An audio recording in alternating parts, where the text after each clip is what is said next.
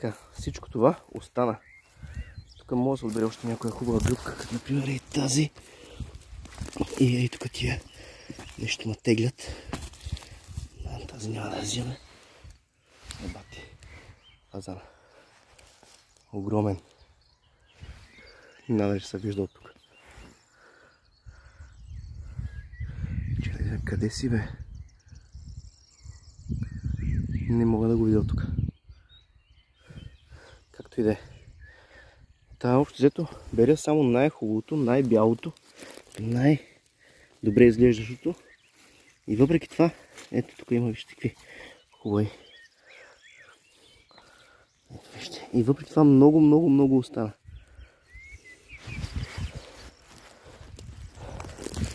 Ето я тениската. Почнаха да падат от ръкавите. Затова ще хвана ръкавите и ще нося надолу. Но не ми се иска разходката да приключва. Ще оставя раницата. Тениската някъде тук. И ще се опитам да се доразходя още малко. Дано само да издържи възела. Защото тук става въпрос за около 20 кг. Сега намираме пътя обратно. И сме топ. Винаги ще внимавате, когато стъпате в турище.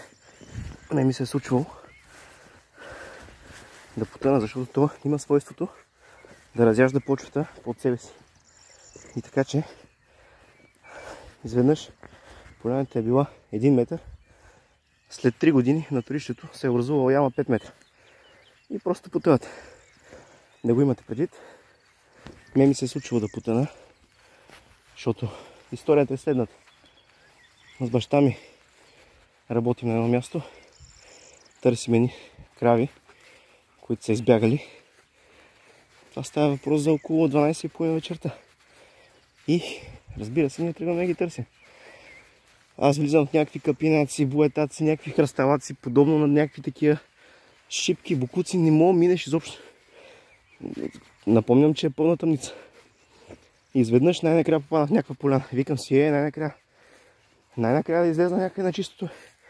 И по-не само усещам как почвам да потъвам и почва да бълбука почвата под мен. Викам си, ясно, попаднал съм в турище. Нещо подобно от това.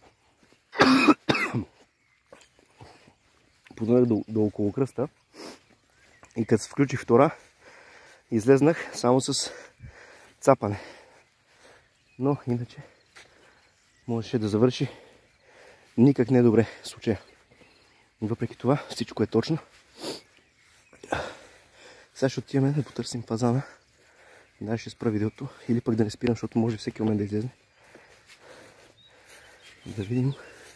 Огромен е, защото чувам го как крещи. Много сила има. Лия, ела да потърсим фазана. Айде, ела. Айде, Лия, Лия, ела. Айде. Айде, давай. Търси, давай, ела тук, айде. Някъде тук крещи фазана. Някъде тук надолу. Той излита бавно и в една посока. Надали ще успее да го хване преди полет. Давай. Но въпреки това... Ела тук.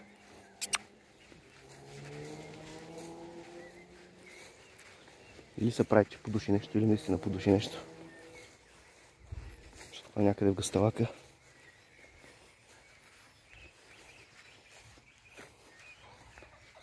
Оп.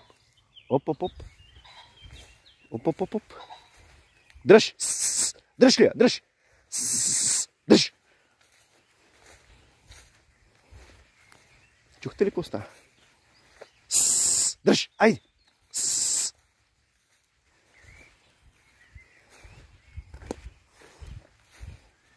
Може би като не е видял, че идваме и се вкарва в тревата.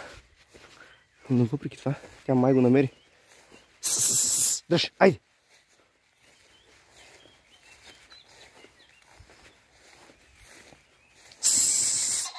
Дръж! Дръж! Дръж! Оп, дигна го. Дигна го. Дигна го, но отлетя.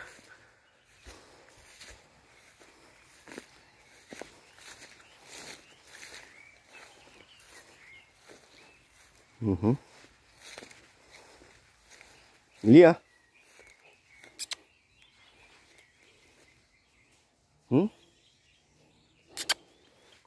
Сега ще са максимално изненадана, ако се появи с някаква птица в устата. Лия, къде е фазана, а? Няма птица. Ела тук, айде. Ела. Дигна го. Значи това куче има някакви ловни заложби.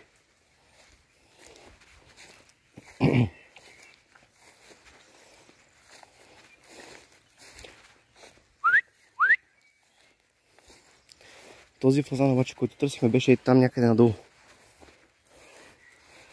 Така че за всеки случай ще проверим и там.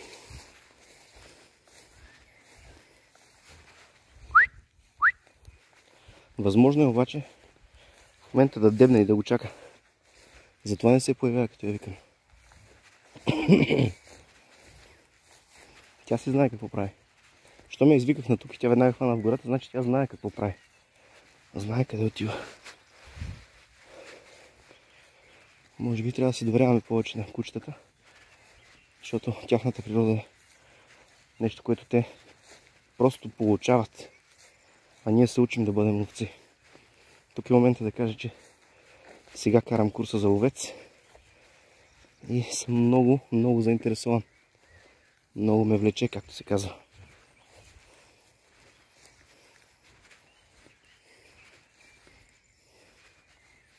Тук обаче почва да става заблатана. Едно време тук съм слагал сол. Тук бяха моите ловни полета. Даже мисля, че точно на онова дърво там съм слагал сол. Имаше чатал. В този чатал се слага солта. Връзва се с тел. Тук надолу има гора. Лия излезе. Ето я там. Вдигнал го е. Но не успя да го хване. Нищо.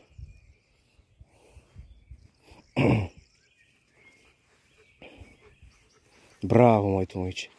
Браво, Лия.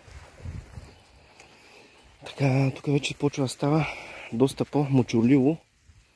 И всичката течност от турта идва насам, което заблатява района. Може би затова и фазаните са тук. Заради червечетата, които се появяват в турта. Не, почва да влияш в колата. И така. Добре, тръгваме.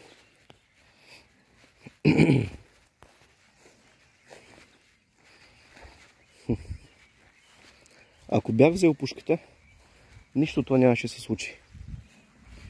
Нито заека щехме да видим, нито фазана щехме да чуем този, нито този, който вдигна тя. Просто обикновено така се случва в живота, че когато си най-неподготвен, ще излезе всичко, деца вика. Веднъж точно тук на това дърво. Идвам да превържа солта. Точно е така за 15 минути. Без нищо, без пушка, без нож, без прашка, без нищо. Идвам да превържа солта, защото солта, докато я ближат, тя намалява и се разхлабва от телта. И когато умалее достатъчно, срандака я взима и почва да я носи навсякъде. Където му е по-удобна за консумация. За да не минава всеки ден тези 3-4 км, които трябва да измия за да стигне до нея. Идвам да превържа солта и съм клекнал с гръб към гората, ей там. И тък му клякам да я превържа и за себе си чувам стъпки. Чик-чик-чик-чик по шумата. Обръщам се 2 срандака с рукца, перфектни, около 35 кг, което е максимално тегло. Перфектни. Викам си, баш сега ли да не взема нищо, мамо стара. И така, често пъти, това е често явление, така че може би на животното е написано да живее. Нашата обаче, ето я. Мислих си, че отишла да търси фазана. Обикновено фазаните не прелитат много далеч. Той просто сменя мястото, на което последно е бил.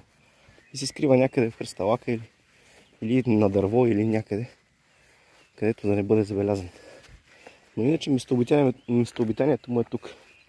В момента фазанките са излюпили малките и някъде из кръсталаците има или малки, или все още има някои яйчице. Затова в момента фазанките не се бият. Остават се, за да създадат поколение, за да отгледат поколение. Но фазанът там, който беше беше огромен, червеният фазан мъжкия, беше огромен. Би бил прекрасен трофей за всеки един ловец. Тук обаче положението почва да става малко, не дай да кажеш на никой почва да става положението. Оле, майко мила. Ще се връщаме. Просто аз не мога да мина от тук. Тя ще видим да изкъпем по някакъв начин преди да се качи в колата. Добре, айде Лия, тръгваме си. Айде, ела тук.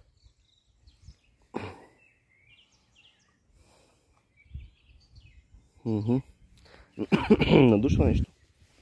Затова е втренчено в гората.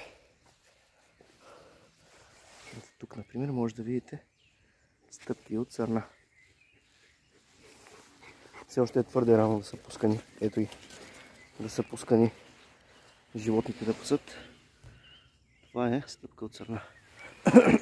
Или по-скоро срендак, понеже е доста едра стъпка на сърна.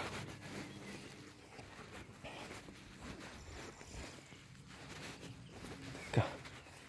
Ами аз лично съм доволен от разходката. Това беше първата така голяма разходка за тази година. Създавахме спомени. Набрахме гъби и си прекарахме хубаво. Толкова от мен за днес. Ще се видим следващия път.